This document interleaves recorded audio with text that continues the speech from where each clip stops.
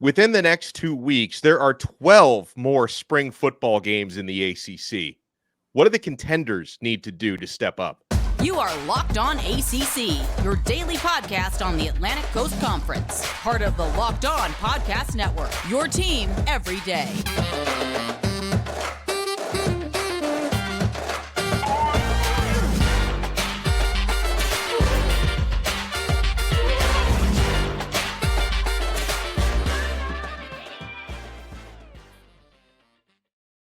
Welcome, everydayers, into another episode of Locked On ACC. I am Alex Donno from Locked On Canes. He's Kenton Gibbs from Locked On Wolfpack. Thank you so much for making Locked On ACC your first listen and first watch each and every day. We're available free wherever you get your podcasts. We're available free on YouTube.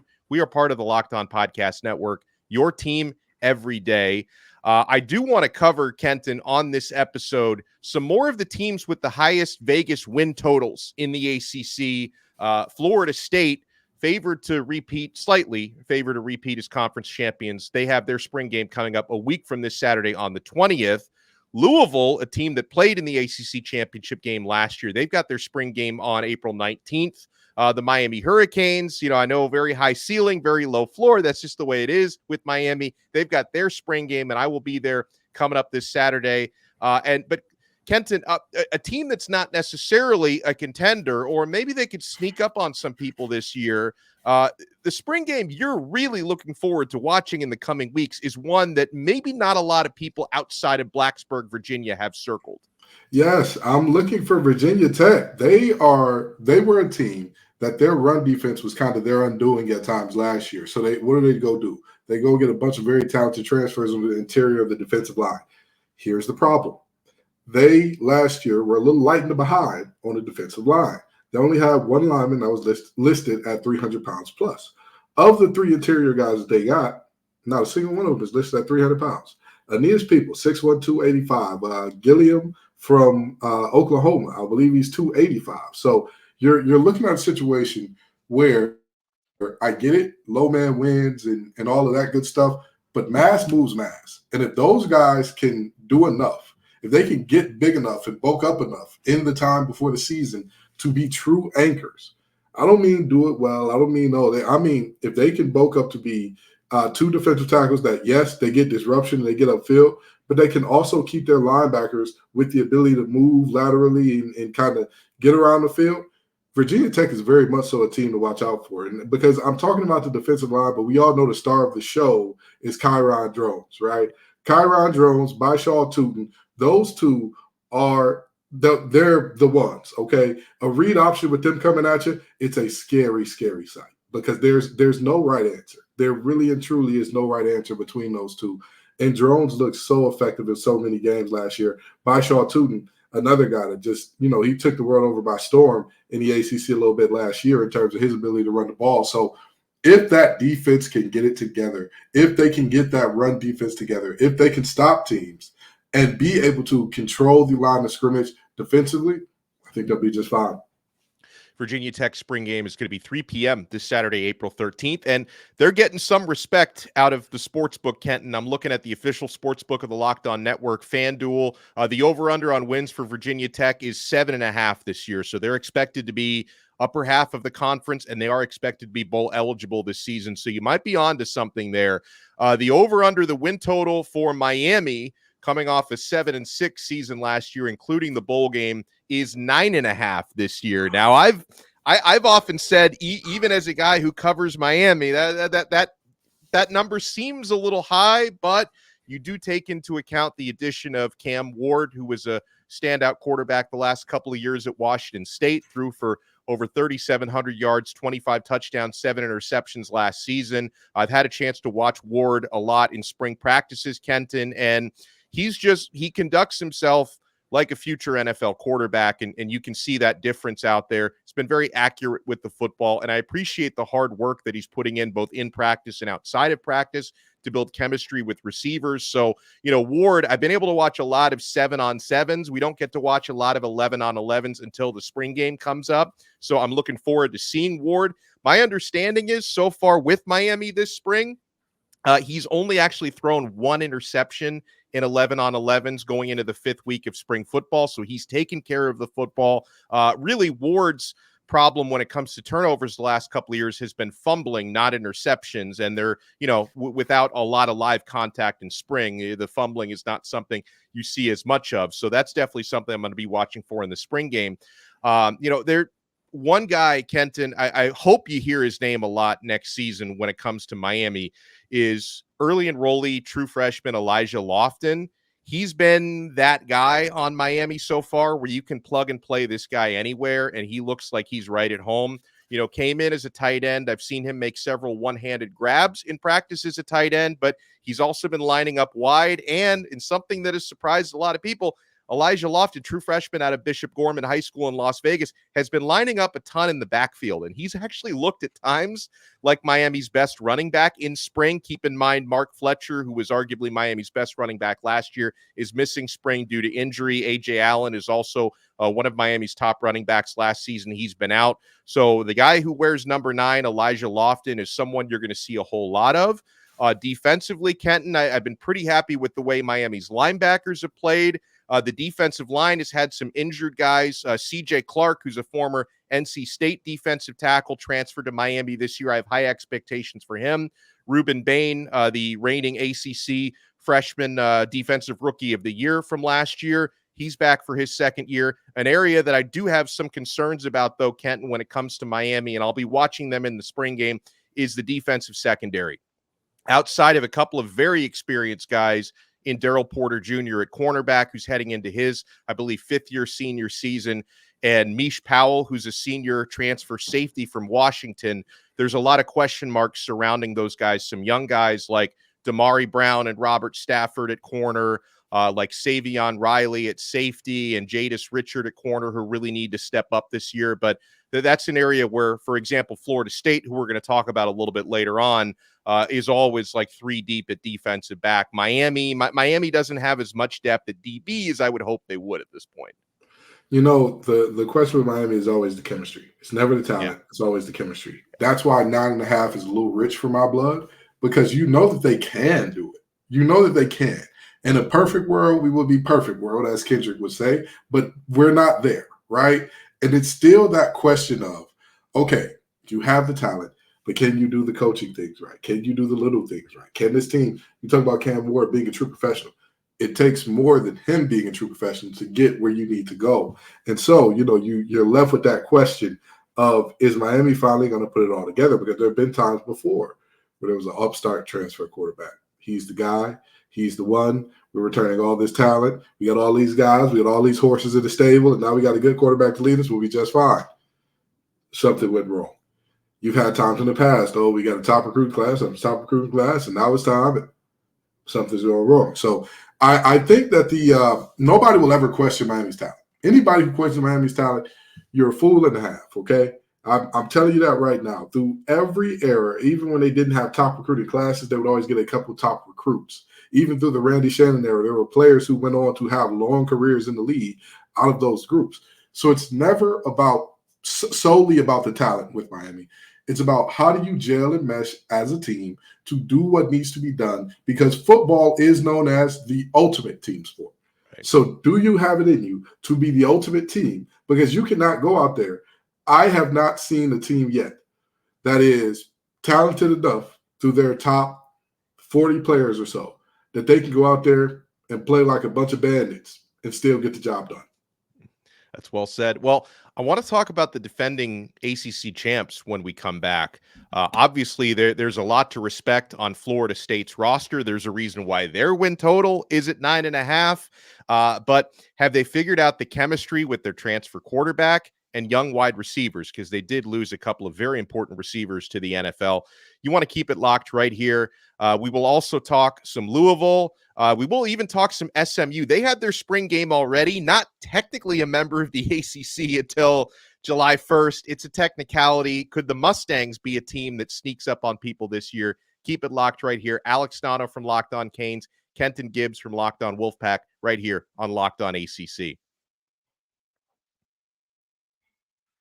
And folks, I know you're keeping it locked to FanDuel because, guys, when we're talking about these spring, now you'd be a fool to bet on a spring game. I doubt there are odds available. However, we've been talking about these win totals, and that's something you want to get into on FanDuel in the ACC and otherwise. And guys, it's playoff time in the NBA and NHL. Baseball's in full swing, and FanDuel is your place to bet on every game. Right now, new customers get $150 in bonus bets guaranteed. That's $150 win or lose. You can bet on everything from slap shots to home runs to slam dunks, all on an app that's safe, secure, and easy to use. What are you waiting for? Visit FanDuel.com/lockedon and make your first bet an automatic win. And guys, there's some juicy win totals in the ACC. We talked about, Virginia Tech. Is that a team people are sleeping on? Over under 7.5. Can they go over that this year? I definitely see some value in Louisville over 8.5, NC State over 8.5. Florida State and Clemson, Miami are all over under 9.5. You can take a look at all of this and more at FanDuel. Trust me, you're going to love this. FanDuel, America's #1 sports book.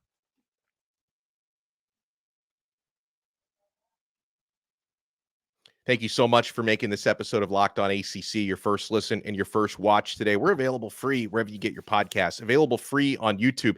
Hey, are you watching Fox Sports or ESPN on your TV all day? You have to turn down that volume with all that shouting. Make the switch to Locked On Sports today, a free 24/7 streaming channel programmed for you every day to bring you the biggest stories without all the screaming. Locked On Sports Today brings you can't-miss analysis, opinions, and news, streaming 24/7 on YouTube or the free Amazon Fire TV channels app, part of the Locked On Podcast Network. Your team every day. So, Kenton, I'm looking at the Florida State Seminoles. We got a little more time to marinate before their spring game. That's going to be on Saturday, April 20th. There's going to be a big batch of spring games on that final Saturday. And also, one thing that's kind of interesting, I like the timing of, teams that have already played their spring games like Clemson, NC State, SMU, and the teams that are playing theirs this Saturday, because something people need to realize is the transfer portal is opening next Monday, April 15th. And I think it's kind of awkward for anyone who's not played their spring game by next Monday, because you may be losing players before you need to take the field with a seemingly full roster for your spring game, whether it's on the 19th or the 20th coming up. Yeah, no, I totally agree. And I think that it's one of those things that the NCAA or that college football, talking heads have gotten completely wrong. Yeah. With all due respect, I think that you need to leave it either after all of the spring games or make a rule saying, hey, your spring game has to be finished up by this time, because it does create an extremely compromising situation for some of these schools. You're looking at some of these schools that don't bring in a ton of transfers, but guys leave in droves. You could be looking at something like that coming out of spring. And then what do you do? What do you say? And obviously the spring transfer window is less active than the winter one, but still, you don't want to bank on and bet on, hey, nobody's going to leave my school. That's just a really tough act there. So I'd love to see something kind of happen to clean this up so that we're not seeing, oh, by the way, y'all be real, y'all be safe, but I'm gone before spring game.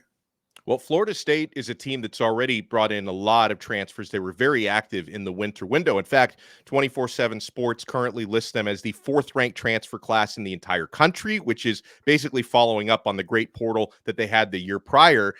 Florida State, I thought, did a really good job taking a ton of guys from Alabama after Saban's retirement, including defensive back Earl Little Jr. They continue their tradition of taking transfers from Georgia as well. They added legacy defensive lineman Marvin Jones Jr. His father was a Seminole back in the day. And of course, the quarterback is new. A lot of teams with transfer portal quarterbacks, including in the ACC. But DJ Uiagalelei, it seems like he's been working hard to learn Florida State's offensive system. There has been, from what I understand, a bit of a learning curve there for him. And he doesn't have the benefit of throwing the football to guys like Keon, Coleman, and Johnny Wilson, who are going on to the National Football League. So, basically what I can gather, Kenton, is that and they've got some dudes at Florida State. They just have some unproven dudes at receiver. So they're looking for guys to step up this coming season. They've got young receivers like LaWayne McCoy, Camden Fryer, who they're looking to take the next step. So I think it's just a matter of building that chemistry. And it wouldn't surprise me that once we watch Florida State spring game on the 20th, if it's another one of those situations where their very talented defense is probably ahead of the offense right now. Oh, most likely so. You're replacing your top two receivers, your top tight end, your top two running backs, your quarterback. You're replacing so much offensively. This is not a patch job where it's like, oh, one receiver left. We're all right. We're returning everybody. No. Everybody in their mama who wore garnet and gold and played significant time last year is leaving Tallahassee, right? So, this is a team that they need to show that they're ready and that they have kind of gelled a little bit, because Florida State is going to run into the same problem as Miami a little bit. Because when you look at Florida State last year, how many years was Jordan Travis there before last year? 3, 4. How many years was Johnny Wilson there before last year? At least 3 years. I mean, he initially transferred in, but he was there for a while. How many years were both of those backs there for Florida State last year? 3. You see what I'm saying? Years. Like these are not guys who they came together and there was a complete and utter reversal of fortune. The only guy who it was same year is Keon Coleman, who is such a freak. He is such a freak. He is everything that you would want in a receiver. If you were like creating a guy on Madden or something like that. Oh yeah, 6'4" guy who can return punts. What? Yeah, 6'4" guy who return punts. Everybody has one of those, right? No, they don't exist. He's a unicorn. He's a freak. He's a big play. He's a walking big play waiting to happen. So, this is going to be a situation where this team has to gel together in a very short amount of time. And for Norvell, I believe that last year bought him a lot more grace than people understand. And I think this year may be a year where they exercise some of that grace, despite the 9.5 game pick from FanDuel. I'd go under on that one as well, because while I think that's a good team, I think that there are just going to be moments where you just see DJ and those receivers, while they're very talented, a little bit off. And you can win games. You can win a lot of games playing mainly defensive ball. I don't think you can win 11 or 12 that way. I don't think you can win 10 that way. So we'll see. That's a good shout. Another school that has their spring game kind of late in the game. It's actually going to be a night before Florida State, a team that I think is probably maybe a little underrated with an 8.5 win total, and that's the Louisville Cardinals. They're going to be playing their spring game on, I think, an evening game on April 19th. That's a Friday. And we talk about Florida State having the 4th ranked transfer portal class in the country. Louisville's got the 5th ranked transfer portal class in America. And that includes a new quarterback in Tyler Shough, who when he's on the field, the former Texas Tech star, on the field, he's been electric. His challenge has been staying on the field because he's had several bad injuries. I don't think he's played more than 7 games in a season, at least not over the last couple of years. So him staying healthy is going to be the key there. But I just look at, and I don't know if there could be like a sophomore slump, or if the honeymoon might end this year. But I think Jeff Brom did just an admirable job in his first season at his alma mater last year. Like sometimes it takes a new coach, a year or two to kind of get their feet under them. That's what I'm hoping is happening with Mario Cristobal at Miami. Sometimes it takes a year or two, but he went 0 to 60 very quickly. And Brom's strength is his offensive schematics and the work that he does with quarterbacks. And so I feel pretty good about the Cards heading into next year. So here's the thing. They got one question and one question only. Who is Tyler Shough? We can all say he is this guy, he is that guy. I hate the caveat when healthy, because when healthy is a huge caveat, especially for a guy that has he ever finished the season as a starter? but it's one thing. Like I have mixed feelings about him, because when I'm studying his injury history, it's usually been really serious stuff, like a broken leg last year. So it's like, is that just bad luck? Because like sometimes you hear about, oh, this guy's always got hamstring and muscular problems, but like in his case, he's had like serious stuff. So like, can you be prone to breaking your leg, or is that just bad luck? I don't know what to do with that. I'll tell you what, I don't believe in Tyler Shough, to say the least. However, Louisville has done such a fantastic job of getting it done in the portal. And I'm a huge believer in Ashton Gelati. I believe he's one of the most underrated pass rushers in all the conference. Or not in all the conference, in all the land, in all of America. I think Louisville can get to their 8.5. I think they can. Honestly and truly, I believe they can, because I'm that high on this defense. I'm that high on the pieces that they're bringing back as well as the pieces that they're bringing in. I'm just not sold on Tyler Shough at all. I think they're going to have a lot of knockdown, drag-out, scrap-out games that are going to be by the hair on their chinny chin chin. The problem is that those can go either way. Those can go. Those games are one play, one bonehead moment away from, man, we should have won that game, but we just gave up to B-Gap that one time, and it was Katie Diggs at the doorstep. So I believe that Louisville can get there, but if their season is dependent upon Tyler Shough being great or good, you can try to change, but that's just the top layer. Homie, you was who you was when you got here, as the great poet and philosopher Sean Carter once said. And so I'm believing that he is who he is with the bad luck, and Louisville is going to need to have all hands on deck as far as the other guys to get them to that 9 wins this season. Well, they definitely Louisville studied his injury history, because I noticed, I don't know how many of these guys are like plug and play, first or second stringers, but they added 6 offensive linemen already in the portal. That seems like a lot in one position group to add 6 guys. That seems like a lot. So they're putting the emphasis on protecting him. When we come back, a team, I noticed that the narratives have been very, very favorable on the SMU Mustangs as they make the jump from the AAC to the ACC. Could they be a team that can quietly surprise some people this coming season? Alex Donno from Locked On Canes, Kenton Gibbs from Locked On Wolfpack with you. We're not done yet on this brand new episode of Locked On ACC.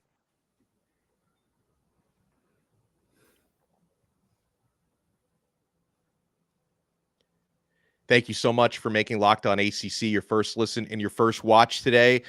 So SMU, they actually already played their spring game, Kenton. They played it on April 5th. And this is another one of those where I was a little bit surprised, especially given their head coach, Rhett Lashley, is an offensive guru, great quarterbacks coach, in addition to being a very successful former OC at SMU and Miami. Last few years, he's been back with the Mustangs as their head coach. This is another one where the defense seemed to have the advantage over the offense, despite a couple of big plays. Running back Kamar Wheaton had a long touchdown run. Moochie Dixon, one of their receivers, had a big catch in the game. They both scored touchdowns. Touchdowns were hard to come by. The blue team beat the black team 20-3, whatever that means. And an interesting thing about the SMU spring game, Kenton, and I guess this just kind of goes to show you that coaches have all different approaches to spring games, and the practices probably mean more than the spring game, because a lot of teams will kind of divide up the teams where, like, you're keeping units together, like you're keeping position groups and starting units together. SMU actually did something where it sounded kind of gimmicky, where they picked teams. And so, your left tackle's not playing next to his usual left guard. Your starting running back may be playing with a completely different group of non-starters. So I don't know if that's like really the best way to show your fans what you got when you're kind of pulling guys together from different units, but that was the approach that Rhett Lashley went with. But, you can comment on that, Kenton, but the greater point I want you to comment on here is this is a team that they were one of those darling group of 5 teams last year. They went undefeated in their conference. They won an AAC championship, and a lot of people think that SMU in the ACC can make some noise. Do you think there's going to be an adjustment period for them going from group of 5 to Power 4, or can they hit the ground running? There's going to be an adjustment period. I agree. But with that being said, that adjustment period doesn't have to be very long at all. That adjustment period doesn't have to be a 3, 4, 5 year adjustment period, because I'm a firm believer in when you go up and all that, you're a huge soccer guy. The teams who get promoted are often the most likely to be subject to relegation the next year. That's just the facts of the matter. And so, although this isn't exactly equivalent to that, I'm expecting to see a little bit of struggle, because naturally it's a little bit different. Things are going to be a little bit different. You're traveling to some teams that, they're going to have some size. They're going to have some things that you're not used to seeing week in and week out. You had weeks in the past where you were going to see teams that sure, they run an offense that's pretty gimmicky, but, they're not just putting their hands on you and saying, hey, we're bigger than you, we're stronger than you. Come with me, son. We're taking you out the club. The same way that you are with some of these teams that are coming up this year. So I think that there will be an adjustment period, but I'll tell you what, Rhett Lashley is a highly vaunted guy for a reason. And if their offense, Rhett Lashley is drawing up some nonsense, some craziness. He's a little bit of a mad scientist. And by nonsense and craziness, I mean things that confuse defenses. Not, he doesn't know what he's doing offensively. So would I be surprised to see them win some games they shouldn't, or that on paper they're underdogs? No, would not be surprised at all by that. Yeah, and their win total at FanDuel is 7.5. It's a little higher than I expected. So you've got some ACC mainstays like Pittsburgh, Georgia Tech at 5.5. I think I don't have Boston Colleges in front of me, but I think they're probably in that 4.5 to 5.5 range as well. But the new kids on the block, SMU, are getting some respect there at 7.5, and they do return their starting quarterback from last year who had a good year, Preston Stone. He threw for over 3,200 yards, 28 touchdowns, 6 interceptions last year. So having him back under Lashley is going to add some stability. Is that a team you think could be the ones that surprise some people in the ACC, or do you think because I also think at 5.5, I don't think I'm not saying Georgia Tech's going to win the conference. I don't think Georgia Tech is getting quite enough respect, though, Kenton, at 5.5, especially with Haynes King returning this year, who had a better year than people realized last year. So I think there's some value in the betting lines for some of these teams that are kind of in the cellar. Key and company are going to be cooking up on a hibachi grill in this season because people are – why are we playing this game as if Georgia Tech is a horrible team? I believe in Key a lot. Yeah. I have seen that man coach. I have heard him talking. That's the type of coach that I run through a brick wall for. That's the type of coach that I'm like, hey, whatever he needs me to do, I'll do it. I'll do it twice over if he asks me to do it once, just because he's that special. So with a quarterback like Haynes King coming back, with some weapons on the outside returning, I don't see how you believe only 5 is what you're getting there. But there's money to be made. There's money to be made, folks. I'm telling you, if you believe Georgia Tech at 5.5, I've got oceanfront property to sell you in Detroit, Michigan. Don't ask me which ocean it's off of. Just give me the money. I'll show you the property afterwards. Oh, man. Well, we'll preview some more upcoming spring games on our next episode because, again, there are 12 more of these happening. We've already had a few. There are 12 more of these happening within the next 2 weeks. He is Kenton Gibbs from Locked On Wolfpack. Make sure you follow him on X at TGIF_Kenton. I am Alex Donno. Make sure you follow me on X at Alex Donno. And we will talk to you again tomorrow on another episode of Locked On ACC, part of the awesome Locked On Podcast Network. Your team every day.